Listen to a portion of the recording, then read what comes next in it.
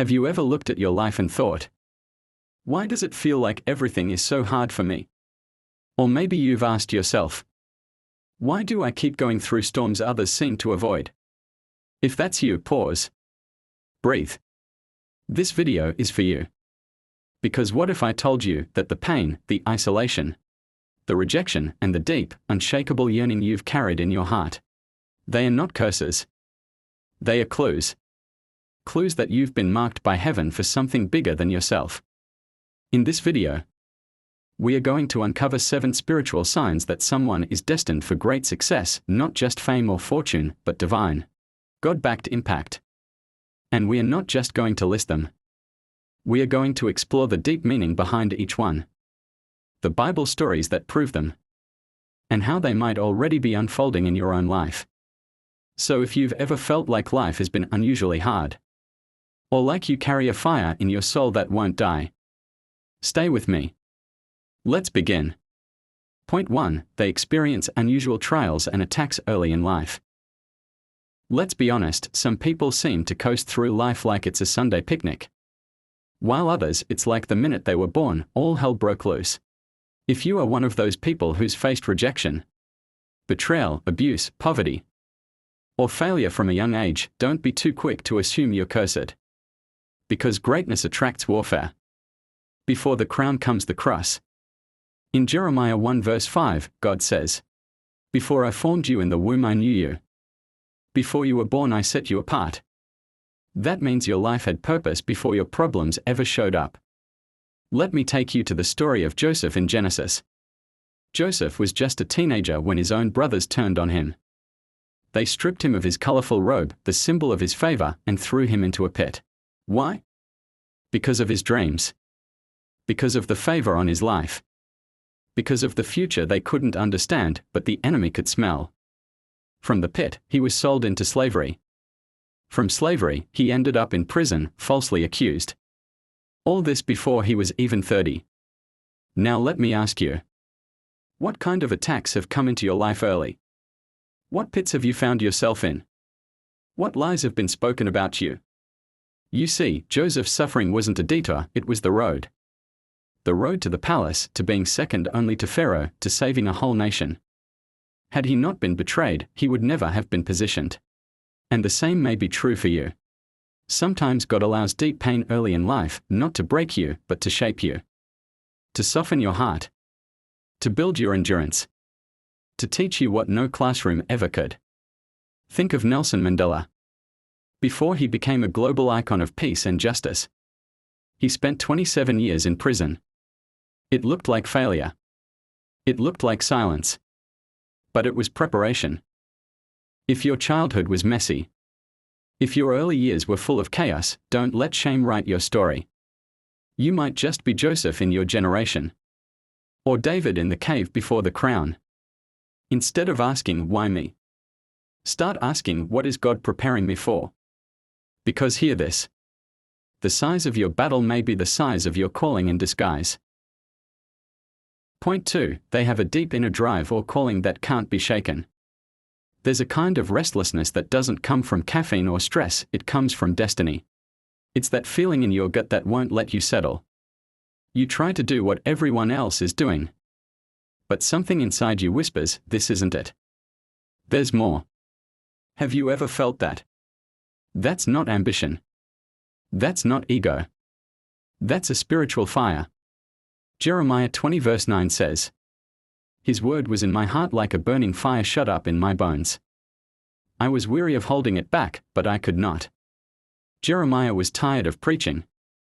He was ridiculed, rejected, mocked. He wanted to quit. He literally said, "I will not mention his word anymore." But he couldn't. Why? Because he wasn't operating out of desire, he was driven by divine assignment. Let's talk about Moses. He grew up in a palace with every luxury Pharaoh's grandson could ask for. But he couldn't enjoy it. Why? Because every time he saw his Hebrew brothers being beaten and enslaved, something burned inside him. He tried to ignore it. He even ran away after killing an Egyptian. But decades later, the burning bush found him in the wilderness. Moses had tried to bury the call. But the call came back to bury his excuses. He said, I can't speak. God said, I'll send Aaron. He said, what if they don't believe me? God gave him signs. He said, who am I?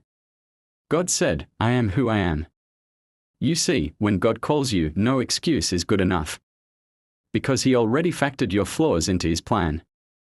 Martin Luther King Jr. could have chosen a quiet life as a pastor. But his spirit couldn't sit still in the face of injustice.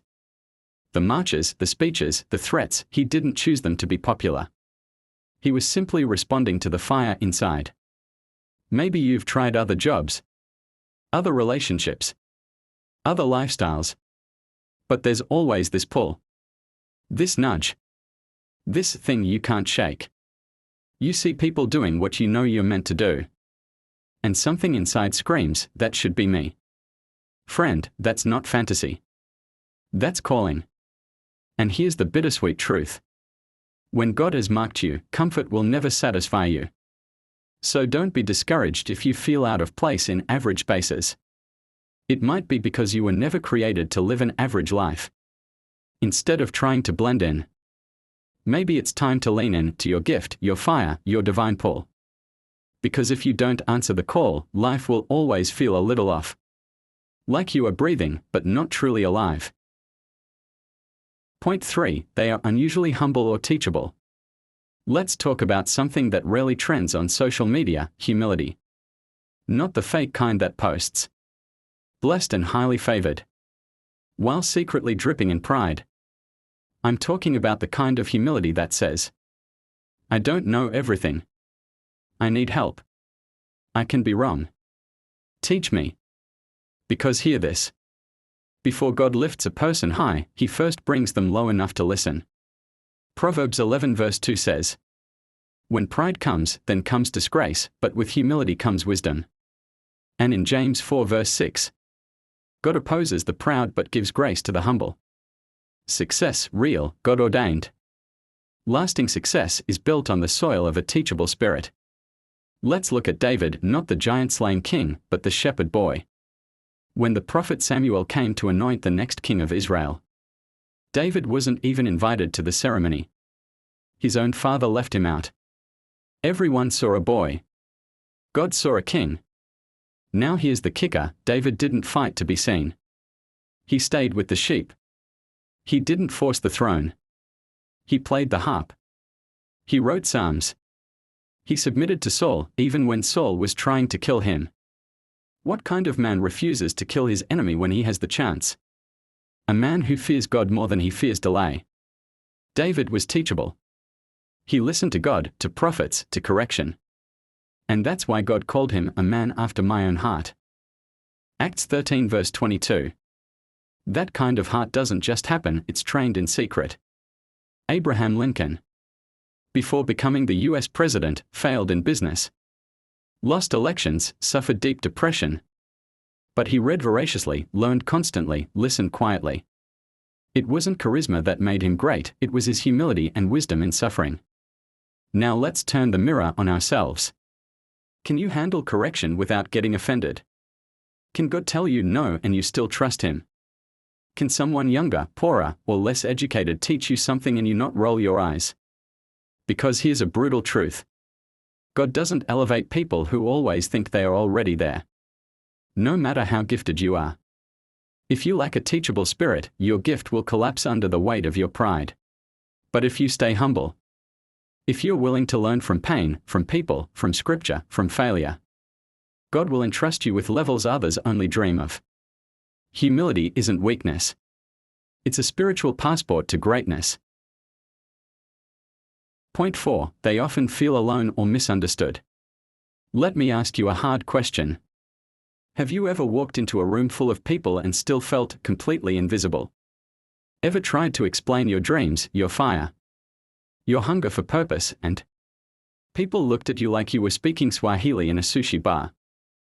If you've ever felt chronically misunderstood, constantly out of place, like a round peg in a square hole, that's not random. It could be a spiritual sign that God has set you apart for something uncommon. In John 15 verse 19, Jesus said, If you belong to the world, it would love you as its own. But as it is, you do not belong to the world, but I have chosen you out of the world. That is why the world hates you. Now, I'm not saying you're hated, I'm saying that sometimes divine calling disconnects you from common circles. Let's rewind to the days of Noah. God gave Noah a bizarre assignment: build a boat in the middle of dry land. Because rain is coming. Rain. What rain? The people had never even seen rain before. Imagine the mockery. Imagine how lonely he felt, hammering away at that ark while neighbors laughed over barbecue and wine. He probably thought, God, why me? Why now? Why this? But Noah wasn't crazy, he was called. And when the rain finally came, the very thing that made him look foolish became the reason his family was saved. Let that sink in. Sometimes your isolation is divine insulation. Mother Teresa spent most of her life in Calcutta, loving the unlovable, touching the untouchable. Even though she had millions of supporters later, she once confessed that she had long seasons of spiritual darkness and loneliness, feeling as if God was silent. And yet, she kept going. Because calling isn't based on how you feel, it's based on who sent you. Maybe you've lost friends because you won't conform. Maybe your family doesn't understand why you are so deep or too serious about God. Maybe people mock your vision, your boundaries, your purity, your silence. But let me remind you, you're not weird, you're wired differently. God doesn't make influencers by crowd approval. He makes them in caves, in silence, in deserts. Just ask Elijah. Ask David. Ask Jesus, who even had to retreat from his disciples to go and pray alone. Sometimes, being alone is not punishment. It's preparation. So if you feel lonely or misunderstood right now, don't rush to fix it with noise or company. God may be separating you so he can speak to you. He may be silencing every other voice so you can learn to recognize his. Because some journeys are so sacred, they have to be taken alone. Point 5. They are drawn to help others, even when it hurts. Let me paint the picture. You're exhausted. You've got your own bills to pay. Your phone is filled with unread messages. And just when you finally get a moment to breathe, someone needs you. Again. And somehow, despite the burnout, despite the inconvenience, despite the heartbreak in your own chest, you still show up. You listen. You comfort. You give. And sometimes, they don't even say thank you. Sound familiar? That's not just kindness. That's not just being a nice person. That's purpose trying to break through your pain. In Isaiah 58 verse 10, God says, "If you pour yourself out for the hungry and satisfy the desire of the afflicted, then shall your light rise in the darkness." Catch that. The more you pour, the more you shine. People who are marked for greatness often carry a burden for others. Even when no one notices. Even when it hurts. Even when there's nothing in it for them. Let's look at Joseph. Betrayed by his own brothers. Thrown in a pit. Sold as a slave. Falsely accused. Thrown into prison for doing the right thing. And what did he do in that prison? Sulk. Plot revenge? No. He interpreted dreams for others. He ministered while broken. And years later, when famine hit and his betrayers came crawling back, Joseph didn't gloat. He fed them. Why? Because even when Joseph had every reason to turn inward, he still turned outward. That's how you know someone's truly great. When their pain doesn't kill their compassion. If your first instinct, even in struggle, is to help, to give, to protect others from the pain you understand so well, then you're not weak. You are walking in God's heart. Harriet Tubman escaped slavery. That alone is worth celebrating. But she didn't stop there. She went back, again and again, risking death to lead others to freedom. Why? Because when God marks someone for greatness, their wounds become weapons for others' freedom. She once said, "I freed 1,000 slaves. I could have freed 1,000 more if only they knew they were slaves." Now that is purpose. That is legacy. Do people seem to lean on you even when you feel broken? Do you feel a strange calling to encourage others through the very thing that almost destroyed you? Have you ever cried alone one night and comforted someone else the next day like you had no pain at all? Friend, that's not hypocrisy. That's divine strength in disguise. Because sometimes God allows you to feel deeply, so you can heal others richly. So the next time your heart bleeds while your hands serve, don't curse the pain. It's proof of your purpose. You are not just helping people. You are becoming the kind of person God can trust with nations. Point 6. They are often attacked early in life or called names. Let's tell the truth that no one wants to say out loud. Some people go through hell too early. As a child, you were rejected, lied on, touched wrongly, bullied, laughed at. You were told, you're too much, or you'll never be anything.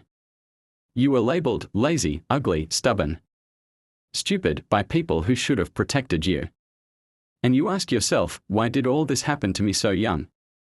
Here's a kingdom secret.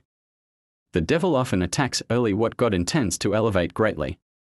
In Jeremiah 1 verse 5, God told the prophet, "Before I formed you in the womb, I knew you. Before you were born, I set you apart." But what happens when someone is set apart? The enemy takes notice. So he plants rejection, trauma, identity confusion. He hopes to break the tree before the roots grow deep. Think of Moses. Before Moses could even say Mama, Pharaoh had ordered all Hebrew baby boys to be killed. Why? Because a deliverer was born and the devil panicked.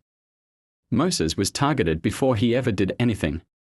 He grew up with an identity crisis, Hebrew by blood, Egyptian by culture. He murdered a man, ran to the wilderness, and stuttered when God called him. But guess what? The same baby the enemy tried to drown became the man who drowned Pharaoh's entire army in the Red Sea. Let that sink in. Sometimes the attack is not about your past, it's a prophecy about your future. Oprah Winfrey was born into poverty, abused as a child, lost a child in her teens, fired from one of her first TV jobs because she was unfit for television. Now, she's one of the most influential women in media history. What if she had believed those early voices? What if she let those childhood labels define her? Don't you see? The enemy attacks your beginning to scare you away from your becoming. Were you targeted early? Did you go through things as a child that you couldn't even process until your 30s or 40s? Did people try to name you things that still haunt you? If yes, please hear me. You are not cursed. You are called. You weren't rejected because you're worthless. You were rejected because the room wasn't big enough for your anointing. Every insult, every abandonment, every dark memory was hell trying to abort heaven's assignment in you. But guess what? You're still here. And if you're still breathing, you're still dangerous. So don't waste your pain. Don't wear your labels. And don't bow to a past that's trying to distract you from your crown. Because those childhood scars, they are not signs of weakness. They are birthmarks of destiny.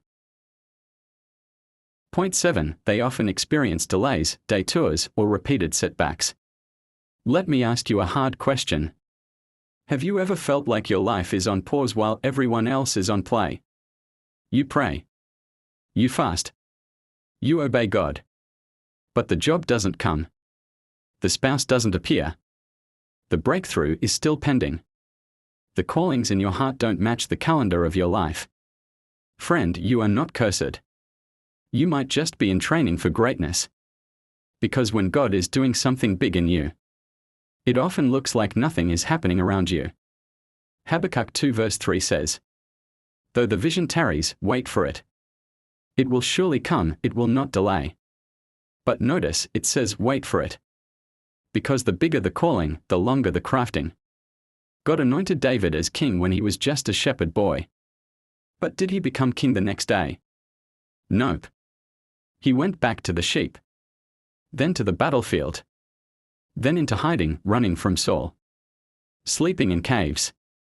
Playing mad in foreign lands. Years passed. But guess what? In those silent years, God was sculpting a king out of a kid. While others saw delays, God saw development. So by the time David finally sat on the throne, he didn't just have the crown. He had the character to carry it.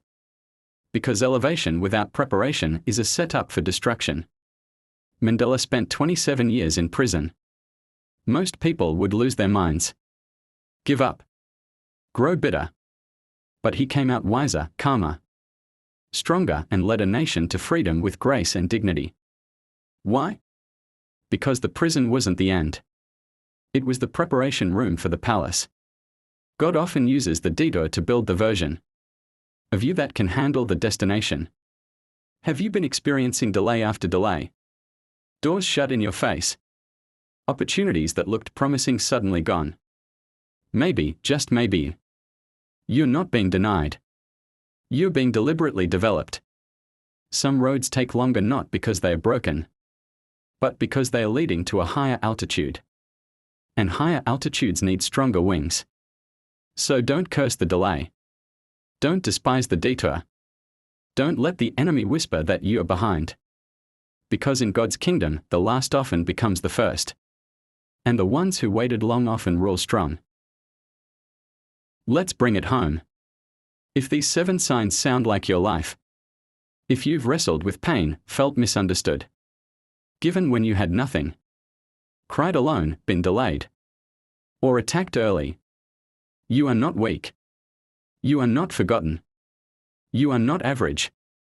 You are marked, chosen, destined, dangerous to the kingdom of darkness. You carry the DNA of destiny. You are walking through fire because you were made to carry glory. Every scar has a story. Every story has a purpose. And every purpose has a reward. So don't stop. Don't shrink. Don't silence your roar to make others comfortable. Because the world doesn't need more noise.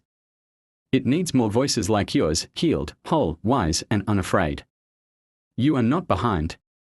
You are being built. And when the moment comes, when God says, now, no demon in hell, no delay on earth, and no opinion from your past will stop what He has already set in motion. If this video spoke to your spirit, don't forget to like, share, and subscribe. Someone out there needs this exact message today. And drop a comment below. Which of these 7 signs hit you the hardest? Until next time, keep walking boldly. Because heaven is watching and your crown is closer than you think. See you at the top. Because that's where you belong.